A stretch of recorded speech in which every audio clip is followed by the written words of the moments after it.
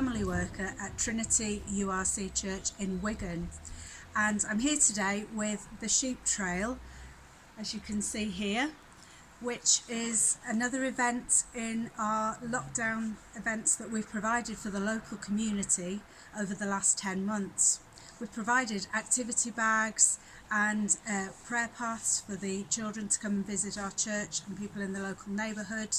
And the sheep trail, which is a messy church idea, was started by our close-knit community, who are our church knitters, and they've knitted 16 wonderful sheep that have been spread around the community. It's roughly a 2-mile walk where the families can walk around the houses with a sheet we've provided online and through our social media, and they record the names of the sheep. Each sheep is individually named.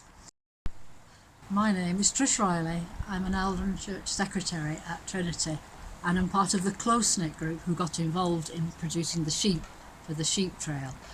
Ruth emailed us and asked would we use this pattern to make the sheep.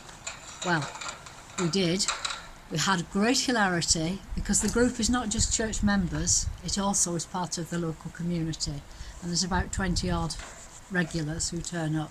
So the pattern was passed round and we said, well, it doesn't really look like a sheep, but we'll give it a go. And as Ruth has said, there are about 16 sheep now round our area. What's been the response from people who are passing by? I've watched families come round and stopping and pointing, and there was one little girl who had her own pad and pen. It was a fluffy unicorn pen, writing it down. But also the neighbours, who you might not often see very often, especially in lockdown, but they've been interested, screwing their eyes up across the road. What is that?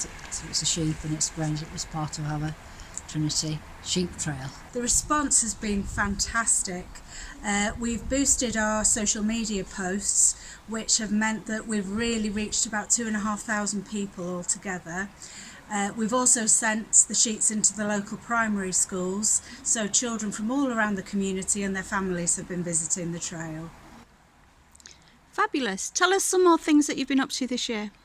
Well, we started really in March with Easter bags that we sent out just to our youth club first of all, and then we worked with the Cherry Gardens, which is a local community garden, and we then produced Pentecost bags.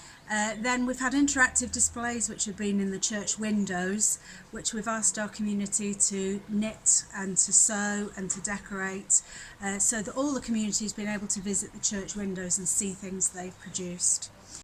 So you've done a lot in the pandemic with the community. What's been their response and how have they viewed the church? The response has really grown over the last 10 months, and I think people have become more confident in engaging with the church, and we've really felt that people have come back to us and said how much they've enjoyed the activities and asked us questions and asked our minister questions as well. So there's been a real dialogue between us and the local community.